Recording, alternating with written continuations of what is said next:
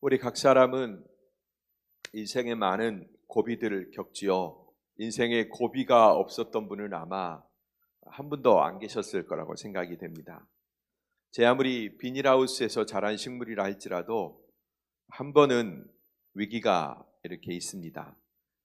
밖에 그 비닐을 개방해서 밖에 공기를 유통해야 되는, 그래서 밖에 있는 찬바람이 들어와야 되는 그런 때도 있고요. 정말로 완벽한 보호 가운데 있는 인생도 한 번 이상은 반드시 위기, 고비를 겪게 마련이지요. 어떤 이는 그 고비를 새로운 도약의 기회로 삼기도 하고, 또 어떤 사람은 여지없이 꺾여서 넘어지기도 합니다. 그걸 견디면 강해지고 한 단계 더 도약하지만, 그러나 거기서 꺾여버리면 그냥 거기서 끝나는 거죠. 하나님은 우리의 인생에 왜 이렇게 힘든 고비를 허락하시는 걸까? 질병에, 사고에, 또 여러 위기에, 내 가족들의 어떤 고통에, 정말로 우리는 사랑이 많은 사람일수록 더 많은 고통을 감내해야 되는, 떠안아야 되는 그런 인생을 우리는 살고 있습니다. 또 하나님이 허락하신 그 고비를 통해서 우리는 어떻게 우리 자신을 탈바꿈시킬 수 있으며 어떤 기회를 얻게 되는가, 이것을 오늘 사무엘상 1장의 말씀을 통해서 저와 여러분들이 살펴보았으면 좋겠습니다. 먼저 한나의 사정을 한번 볼까요? 한나는 엘가나라고 하는 남자의 부인이었습니다. 그런데 이 엘가나 집안의 구성과 특징을 보니까, 먼저 출신을 보니까 에브라임 땅에 살고 있었네요. 그러면 엘가나가 에브라임 지파의 사람인가? 에브라임 지파 사람인가? 그건 아니고요. 엘가나는 레위 지파 사람입니다. 근데 레위 지파는 자기 산업을 받지 못했죠. 그래서 이스라엘의 12지파의 각 땅에 이렇게 흩어져서 살게끔 돼 있었죠. 엘가나는 역대상 6장을 보면 여기 1장 1절에도 그의 가문이 나옵니다마는 엘가나는 레위 지파 사람이었던 것을 우리가 알게 됩니다.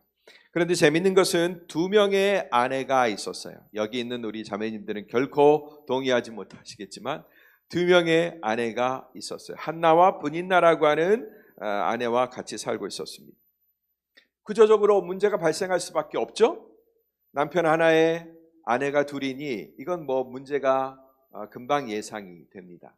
바로 이 집에는, 이 집안의 문제는 바로 늘 이렇게 상존하고 늘 건드리기만 하면 툭 터질 그런 위기를 가지고 있었는데, 특별히 언제 그 위기가 발생하냐면 예배 드리러 갈 때, 제사 드리러 갈 때. 여러분, 제사장 가문이고 레위 지파니까 얼마나 예배에 신경을 쓰겠어요. 매년마다 하나님 앞에 나아가고 아마 그 자신도 제사장의 직무를 간접적으로 행했을지도 모릅니다. 레위 지파니까요. 벗어날 수가 없죠. 그런데 이들이 항상 예배드리러 나아갈 때, 라마에서 실로로 나아갈 때 항상 문제가 발생한다라는 거예요. 각자가 드릴 제물이 있죠. 어떤 이에게는 많이 주어지고 어떤 이에게는 조금 주어집니다. 그리고 제사장이기 때문에 또 제물을 받을 수도 있어요. 그러면 또 어떤 이는 많이 받을 수도 있고 어떤 이는 조금 받을 수도 있습니다. 가시적인 어떤 차별이 발생할 수밖에 없는 그런 구조적인 문제를 가지고 있었다. 그런데 예배 드리러 갈 때 이들의 문제는 더욱 심하게 터지고 말았다라는 것입니다. 이처럼 사단은 우리가 온전한 예배를 드리려고 할 때 우리의 예배를 가로막습니다. 예배의 마음을 빼앗고 하나님 앞에 나아가려고 하는 우리의 마음을 그냥 짓밟아버리는 수가 많이 있습니다. 여기 제 안에 나와 있습니다만, 우리 도 목사님도 그런 경험이 많으신지 모르겠어요. 아마 있으실 거라고 생각이 됩니다. 목사가 주일날 이제 설교해야 되지 않습니까? 그죠? 그러면 내면을 잘 갖고 와야 되죠. 아주 평안한 마음을 잘 유지하고 성도들 생각하고 기도로 늘 부정한 것들, 생각들 몰아내고 이렇게 준비를 해야 됩니다. 그런데 꼭, 지금은 잘 안 그렇습니다만 젊은 전도사 시절에는 정말로 꼭이라는 말이 거기다가 갖다 붙여도 정말로 꼭 어울릴 만큼 주일날만 되면 꼭 저희 아내하고 제가 다투는 거예요. 어떻게 그렇게 긁는 기술이 뛰어난지. 우리 사모님, 이경희 사모님 그러셨어요? 더 목사님께 여쭤봐야 돼 그거. 야, 은혜로운 설교를 또 더군다나 재밌는 건 뭐냐면 내 설교가 그냥 시시한 게 아니라 정말로 그 안에 어마어마한 은혜로운 내용들이 막 들어있어요. 그리고 막 마음이 열정이 생기고 막 뜨거움이 생겨요. 그러면 여지없이, 정말로 여지없이, 단 한 번도 예외 없이 긁는 일이 발생합니다. 물론 옳고 그름은 다른 문제죠. 아내에게도 분명한 이유가 있겠죠. 그런데 반드시 그때가 되면 갈등이 만들어지고 심령이 상하는 일이 만들어지는 것을 저는 너무나 많이 체험을 했습니다. 아마 짝믿음을 가지고 계시거나 아니면 뭐 같이 믿음을 생활하신다고 할지라도 주일날 예배 가려고 하기만 하면 그냥 멀쩡하다가 아침에 뭔가 신경질 나는 일이 생기고 그 다음에 자동차 운전하다가 뭔가 화나는 일이 생기고 그렇게 됩니다. 준비하고 있으면 화장대 앞에서 막 이렇게 예배를 하고 있으면 그날따라 남편이 막 서두르는 얘기를 하고요. 속이 상하죠. 그 다음에 그날따라 운전을 딱 하려고 그러면 옆자리에 아내가 그냥 전혀 하지 않아도 될 말들, 꼭 주일날 필요하지도 않은 그런 말들을 옆에서 막 하면서 심령을 찌르는 것을 우리는 보게 됩니다. 그런 구조를 사단이 일으키는 것을 많이 경험을 해요. 사단은 우리가 예배자로 하나님 앞에 나아가는 것을 좋아하지 않습니다. 하나님과 우리의 관계가 돈독하게 연결되는 것을 바라지 않습니다. 더군다나 이 가정은 항상 문제를 내재하고 있었어요. 언제 건드려도 언제 연결돼도 스파크가 탁 터질 만한 그런 위기를 가지고 있었습니다. 그런데 그게 언제 더 심각해져요? 예배를 드리러 갈 때, 제사를 드리러 갈 때 항상 분인나가 한나를 격동시킨단 말이에요. 격동시키는 것은 그냥 살살 건드리는 정도가 아니죠. 그냥 푹 하고 찌르는 겁니다. 한나의 마음이 도저히 예배자로 나아가지 못하도록, 제사를 통해서 하나님을 즐겁게 만나지 못하도록 그의 마음을 격동시키는 일이 발생하는 거죠. 자, 구조적인 문제를 조금 더 심층적으로 들어가 볼까요? 한나는 남편의 사랑은 받지만 자식이 없어요.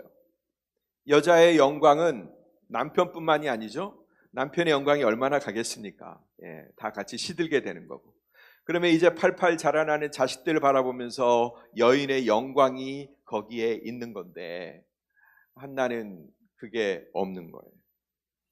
근데 또 그 옆에는 자식은 있지만 남편의 사랑을 차지하지 못하는 그런 분인나가 있습니다. 둘 다 상실한 마음을 가지고 있어요. 한나는 남편의 사랑은 받지만 그 사랑을 쏟을 만한, 더 큰 사랑을 쏟을 만한 자식이 없어요. 근데 분인나는 자식은 주렁주렁 달렸어요. 미래는 괜찮아요. 그러나 지금 당장 내 마음을 채워주고 위로해주고 만족시켜줄 남편이 나를 덜 사랑해요. 우리는 이게 나눌 수 없는 게 있잖아요. 나눌 수 없는 거. 남편의 사랑, 아내의 사랑, 이거 독차지하고 싶은 마음을 어떻게 그걸 나눌 수가 있겠어요? 늘 그 마음이 비어있고 텅 그 구석에 정말로 쓰디쓰게 그 마음이 존재하는 거죠. 텅 빈 마음. 이 둘 사이에는 질투, 분인나의 질투와 그 다음에 한나의 상실감, 이런 것들로 인해서 복잡한 갈등이 늘 상존하고 있었고, 그리고 서로의 약점을 어떻게 해요? 내 약점이 채워지는 방법을 부정한 방법으로, 잘못된 방법으로 채우려고 하는 거죠. 상대방을 공격함으로써 내 약점, 내 부족을 메꾸려고 하는 그런 마음이 있었던 거죠. 바로 분인나에게 그런 문제가 있었습니다. 그러므로 한나는 늘 우는 거죠. 조금 더 착한 사람이 늘 우는 거죠. 마음이 아픈 거죠. 괴로운 거죠.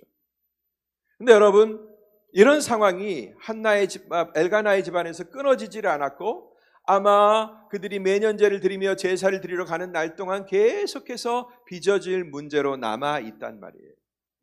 하나님께서는 때로 그런 상황, 문제가 발생할 수밖에 없는 그런 상황, 반드시 극복하고 돌파해야만 되는 그런 상황을 우리 인생 가운데 남겨두시는 것입니다.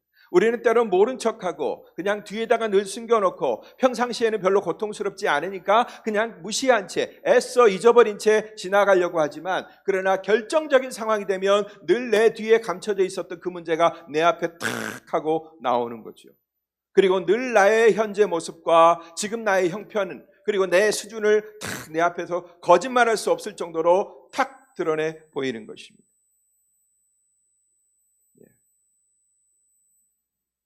하나님이 그런 상황을 만드십니다. 그리고 그것은 우리를 고통받으라고, 그래 너는 계속 그런 팔자로 그 고통 속에서 너는 짓이겨지면서 살아야 돼, 이렇게 우리에게 그것을 주신 것이 아니라 반드시 하나님과의 만남, 하나님과의 관계, 하나님께서 주신 것들을 통해서, 그 은혜들을 통해서 그 어려운 상황들을 돌파하라, 뚫고 나아가라 라고 우리에게 기회를 주시는 거죠. 믿음 있는 사람은 우리에게 있는 그런 고통의 순간들, 우리가 함정에 빠지고 늘 수렁에 빠지는 그런 고질적인 문제 속에서 하나님이 어디로 가게 하시는가의 그 방향을 볼 줄 알아야 된다는 것입니다. 아멘? 네, 그렇습니다. 문제 속에 빠져서 그냥 문제 속에서 허우적거리다가 그냥 끝내버리면 우리의 인생은 너무나 아깝고 너무나 비참합니다. 마치 정말로 하나님은 우리를 비참하게 하는 분, 우리에게 벌 주시는 분, 우리에게 그 아픈 팔자를 계속 살게 하시는 분, 그런 하나님으로밖에 남지 않습니다. 그러나 하나님은 그런 상황 가운데서 이길 수 있는 힘을 주시고 당신과의 관계를 통해서, 하나님과의 관계를 통해서 우리가 뚫고 나아가기를 기대하고 계신다라는 것입니다.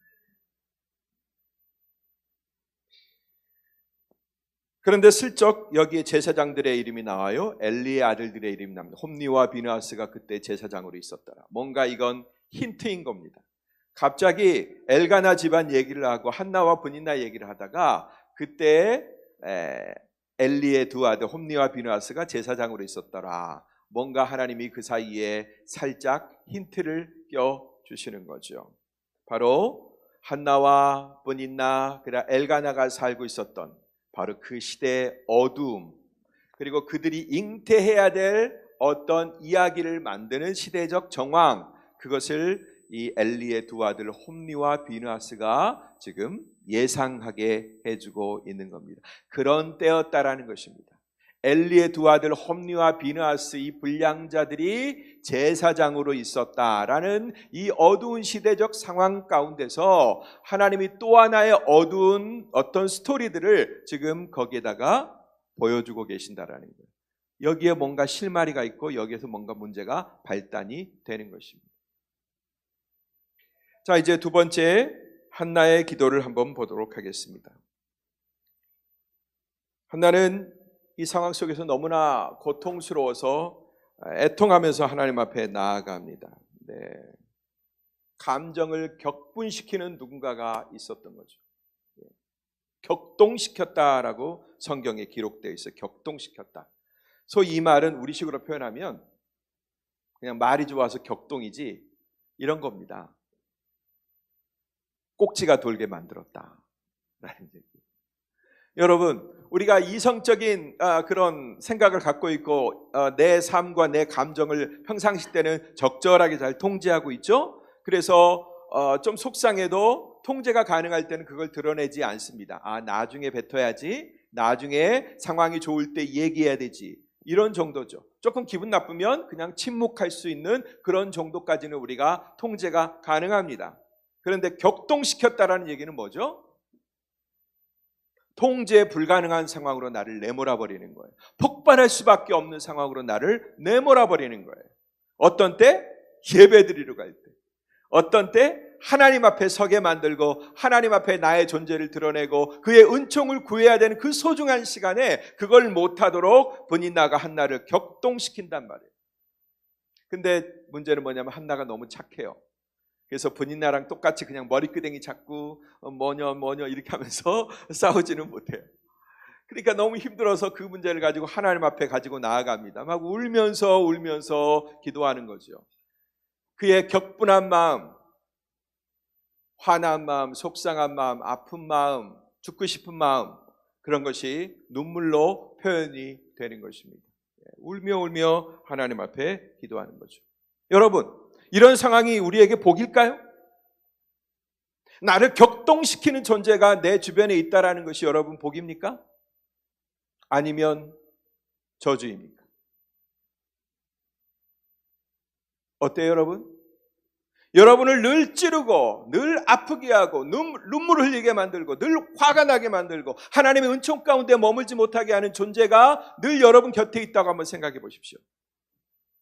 그게 축복일까요? 저주일까요? 근데 여러분, 그 일을 대체로 누가 하나요? 모르는 사람이 안 해요. 나랑 멀리 떨어진 사람이 그 일을 안 합니다. 뭐하러 그 일을 하겠습니까? 정말 내 곁에 있는 사람, 나랑 가까이 있는 사람, 그런 사람이 내 속을 뒤집죠.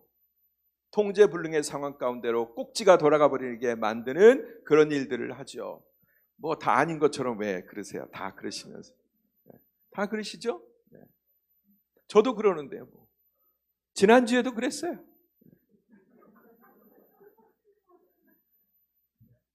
서울 갔다 오다가 한동안 말도 안 했습니다. 근데 떡하니 장모님이 우리 집에 와 계시는 거예요. 말을 안 할래 안 할 수가 없죠. 자, 여러분, 그렇게 나를 속상하게 만들고 격동시키는 존재가 있다라는 것이 표면적으로는 분명히 우리에게 저주입니다. 그런 게 없으면 얼마나 좋을까요? 내가 속상하지 않고 아프지 않고 눈물을 흘릴 필요가 없으니까 얼마나 좋을까요?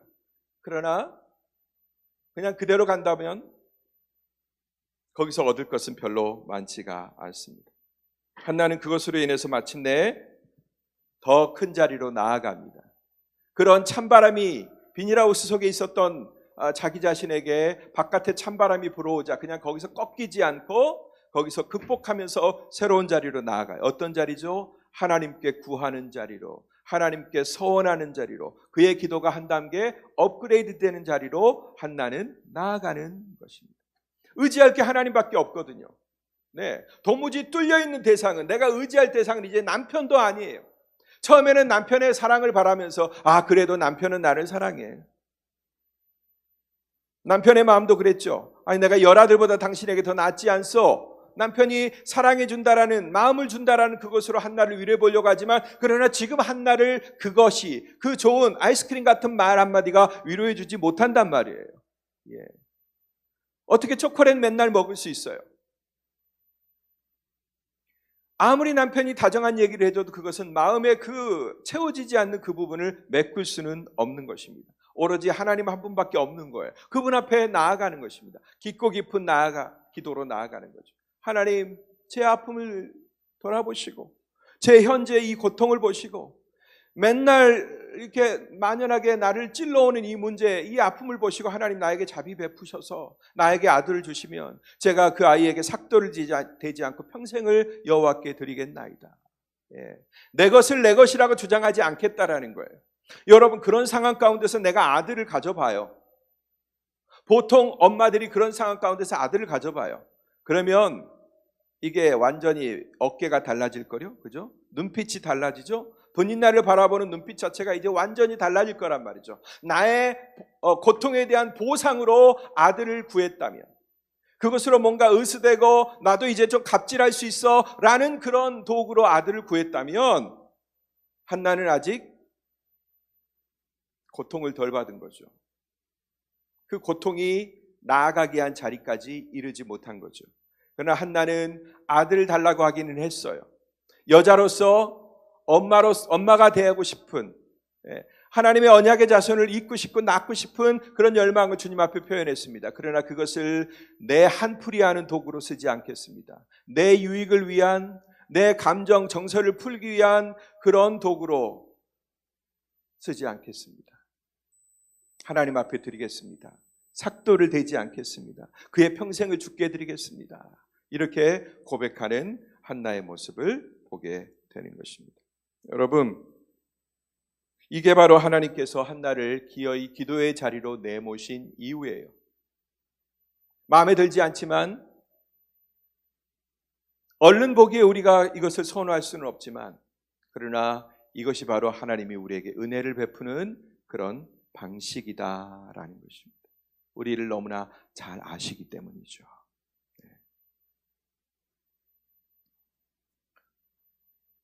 그런데 제사장은 거기에 대해서 별로 감각이 없어요. 둔감해요. 엘리 제사장은 그렇게 간절하게 기도하는 한나가 기도하는 줄 알지 못했어요. 술 취하는 줄 알았어요. 영적 분별력이 상실된 것이죠. 네. 그러나 한나는 그 기회를 돌파하는 기회로 씁니다. 언제까지 술 취해 있겠느냐? 정신 차리라라고 말하는 그 제사장에게 나는 술 취한 게 아닙니다. 나를 그렇게 나쁜 여자로 보지 마십시오. 저는 마음이 너무나 슬퍼서 지금 하나님께 내 사정을 토로하고 있는 것입니다. 하면서 자기의 사정을 제사장에게 알리죠. 그때 엘리 제사장은 분별하고 나서 그 여인을 공적으로 축복해 주는 것을 보게 됩니다. 제사장에게 주신 어떤 축복의 직임이죠. 네, 정상적인 일이 거기에서 이루어집니다. 그리고 한나는 그 말을 듣고서 어떤 상황이 지금 바뀐 게 아니에요. 당장에 뭔가가 이루어진 게 아니고 가시적으로 눈앞에서 헷가닥 뭔가가 바뀐 게 아니에요. 그런데 엘리 제사장이 그를 축복하는 그 말을 듣고서 화색 얼굴이 달라지죠. 즐겁게 그의 마음에 얼굴에 근심하는 기색이 사라지고 음식을 먹고 즐겁게 집으로 달려갑니다. 뭘 붙든 거예요? 하나님의 언약을 붙든 거죠. 하나님의 약속을 받은 거죠. 그것으로 말미암아 마음이 평안해진 것입니다. 여러분, 세상이 줄 수 있는 그 여러 가지 위로들이 참 많이 있지만 그럼에도 불구하고 진정한 위로는 하나님의 약속밖에 없는 줄로 믿습니다. 우리에게는 그래요. 적어도. 우리가 세상에서 때론 속상할 때 남편이 위로해 줄 수도 있고 자식이 위로해 줄 수도 있고 아내가 위로해 줄 수도 있죠. 아니면 친구들이 위로해 줄 수도 있습니다. 그러나 그런 위로를 받아도 마음 한구석에 해결되지 않는, 진정한 갈증은 해결되지 않는 채 남아있는 거거든요. 그러나 그 부분을 메꿔주시겠다고, 내 그 빈자리, 어느 것으로도 메꿔지지 않았던 그 빈 공간을 하나님이 메꿔주시겠다고 약속했을 때 그 약속을 믿으면 평안해지는 것입니다. 아직 채워지지는 않았지만 채워질 것을 믿는 믿음이 있을 때 그 비전으로 바라보는 거예요. 내 빈자리, 그 빈잔이 하나님의 은혜로 가득 채워져 있는 것, 아구까지 가득 채워져 있는 것을 우리는 보게 되는 것입니다. 이게 믿음이죠. 그리고 마침내 한나는 그녀가 확실한 그대로를 얻습니다. 사랑하는 남편과 집에 돌아가서 동침했더니 아이를 갖게 된 거죠. 임신하게 된 거죠. 그리고 아들을 낳았습니다. 떡두꺼비 같은 아들을 낳았어요. 얼마나 소중하겠어요, 여러분. 얼마나 예쁘겠습니까? 그리고 그 아이의 이름을 사무엘, 샤마엘, 하나님께 구하였다. 하나님께 구하였다. 이 이름으로 붙이는 것을 보게 됩니다. 그의 신앙 고백이 그대로 들어 있는 거죠. 여러분,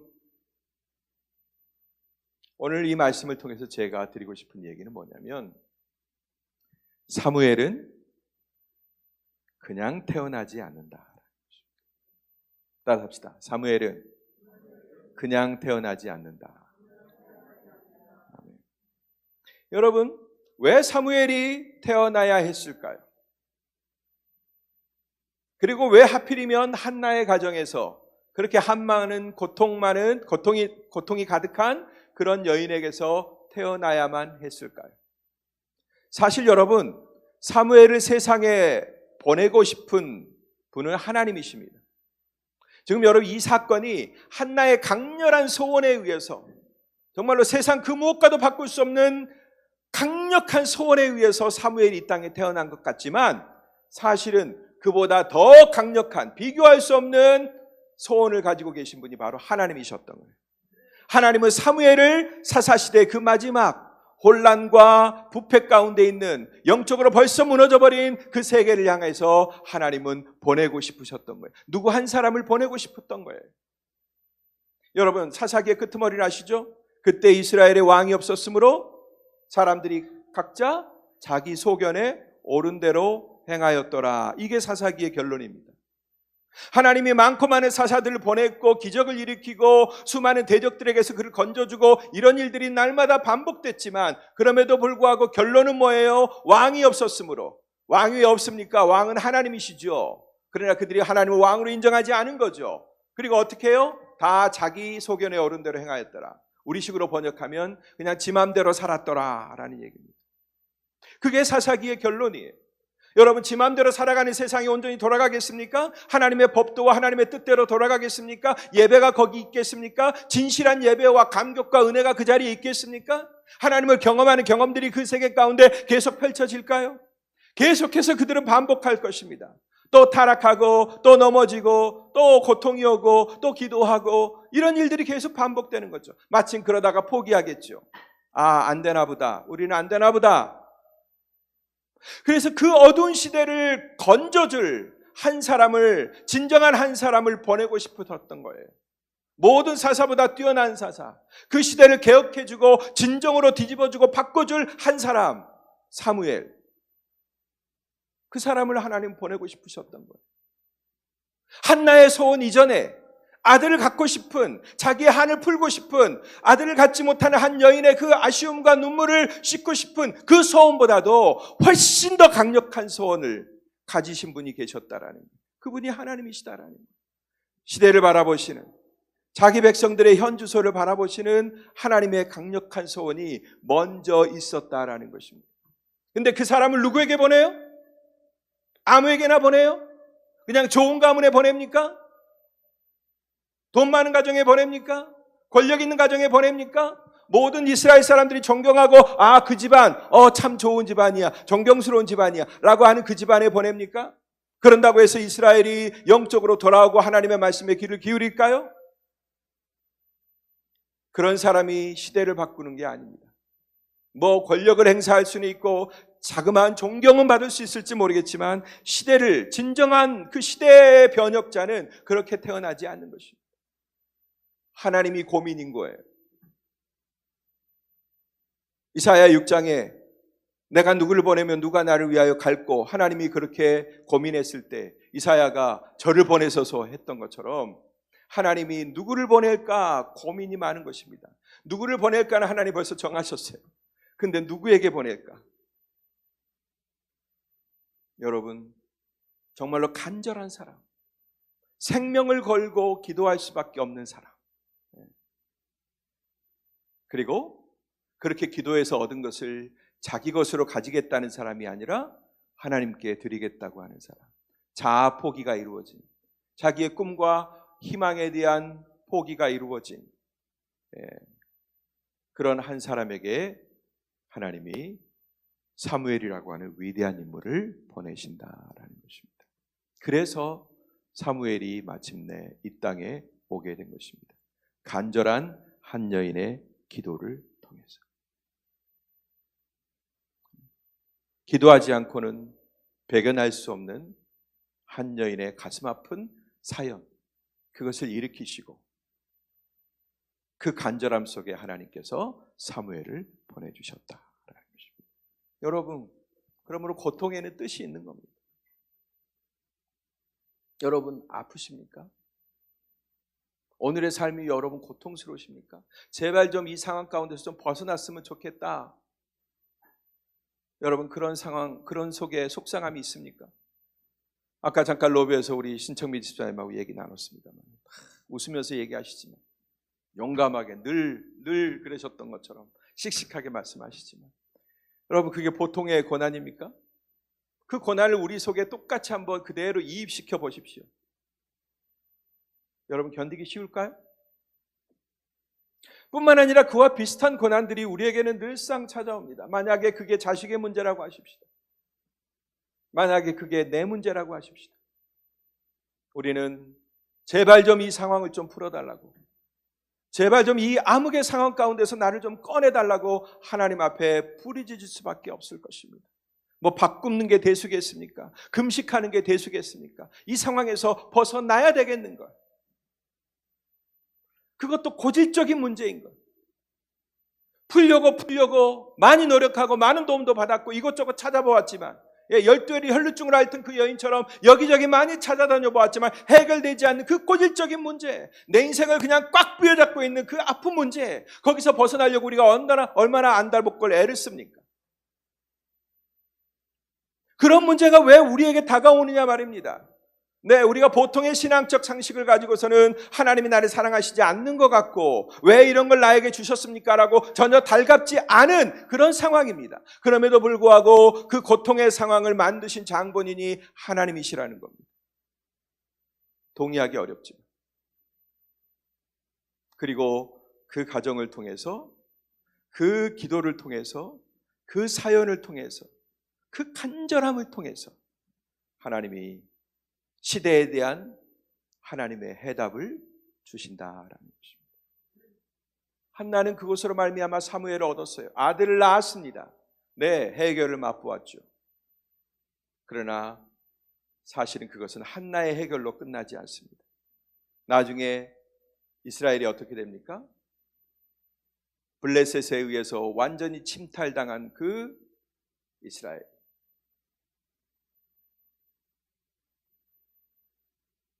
영적 부흥을 일으키는 사무엘, 회개 운동을 일으키는 사무엘, 모든 이스라엘을 주께 무릎 꿇게 만들었던 그 사무엘 때문에 다시 일어나게 되는 것입니다. 할렐루야.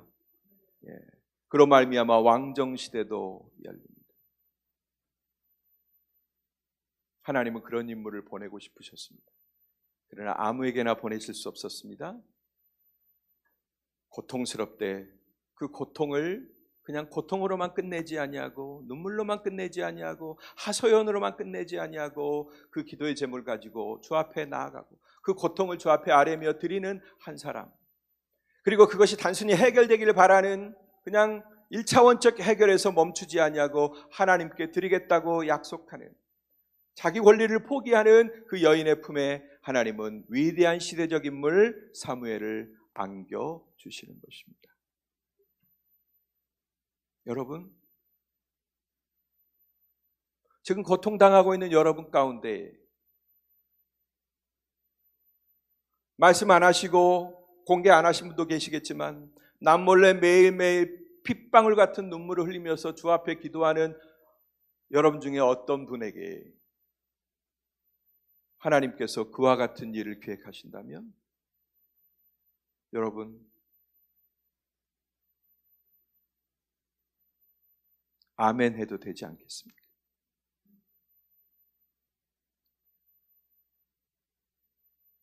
그냥 아들을 바라기만 했던, 그냥 그 1차원적으로 내 마음속에 한이 풀리기를 바랬던 그런 1차원적 기도를 가진 사람은 세상에 얼마나 많을까요? 네, 다 대부분 우리는 그런 기도를 갖습니다. 그러나 그것으로 내 한풀이 으쌰 나 됐어, 나도 이제 됐어 라는 어떤 나 자신을 위한 그게 아니라 하나님 앞에 그것을, 그 열매를 드리겠다고 더 한 단계 더 나아갈 수 있는 그 기도의 자리로 나아갈 수 있는 사람은 그렇게 많지 않을 것입니다. 하나님은 우리에게 그런 기도의 자리까지 나아가기를 바라고 계시는 것입니다. 아멘. 네, 고통스러움을 우십시오. 울어야 합니다. 눈물 흘리고 기도하고 날마다 하나님 앞에 가서 애걸복걸 해야 합니다. 그러나 어떻게 해요? 거기서만 끝나면 안 됩니다. 하나님 이 고통 가운데서 주님이 뜻하신 일들을 일으키시기를 원합니다. 만약에 제 고통이, 제 눈물이, 제 쓰라림이 주를 위하여, 주의 나라를 위하여 그렇게 쓰임받기를 원하신다면 기꺼이 주여 제가 그 일을 감당하겠습니다. 이런 믿음으로 나아갈 때 우리의 쓰라림, 우리의 고통, 우리의 눈물이 씻겨지고 해결되는 것은 물론이요, 시대의 눈물, 시대의 고통까지도 해결될 수 있는 그런 귀한 축복의 자리로 우리를 인도하실 줄로 믿습니다. 그러므로 여러분, 이제 우리의 기도가 바꿔져야 됩니다. 주님, 벗어나게 해주십시오. 여기서 극복하게 해주십시오. 이 문제로부터 빨리 저를 해방시켜 주십시오. 이렇게 기도하실 뿐만 아니라 주님, 그 안에 있는 주님의 뜻을 발견하게 해주십시오. 그 안에 숨겨진, 그 안에 숨겨놓으신 주님의 그 고귀한 뜻을 제가 발견하게 해주십시오. 제게 이유 없이 고통 주신 게 아닐 터인데, 제게 이유 없이 그런 고질적인 문제가 계속 반복되는 게 분명히 아닐 터인데 하나님 그 문제를 주신 이유를 제가 발견하게 해주시고 제가 합당한 기도의 자리로, 더 성숙한 기도의 자리로 저를 나아가게 해 주옵소서.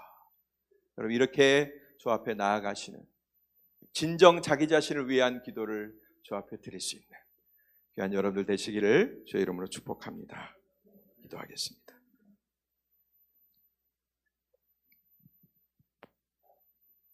사사기의 어두운 시대를 바라보시며 그 시대의 자기 백성을 구원하시기 위해서 하나님이 예비하신 누군가를 그렇게 간절히 보내고자 하셨던 하나님, 내가 누구에게 보낼고 세상을 살피실 때 가장 고통스러운 여인, 눈물로밖에 자기 인생을 표현할 수밖에 없는 그런 여인의 품 가운데 하나님이 사무엘을 보내셨던 것을 바라봅니다. 그 여인은 그저 자기 아픔을 품고 한풀이하는 차원에서 멈춘 것이 아니라 그 속에서 하나님의 뜻을 발견하고 이 고통을 주께서 받으시기 원하신다면, 내가 눈물 흘린 모든 이 평생의 아픔을 주께서 받으셔서 역사를 일으키기 원하신다면 저 자신을 드리겠나이다.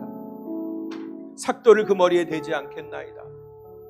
이렇게 고백했던 한나를 바라봅니다. 주님, 저희들도 물론 고통의 시대를 살고 있습니다.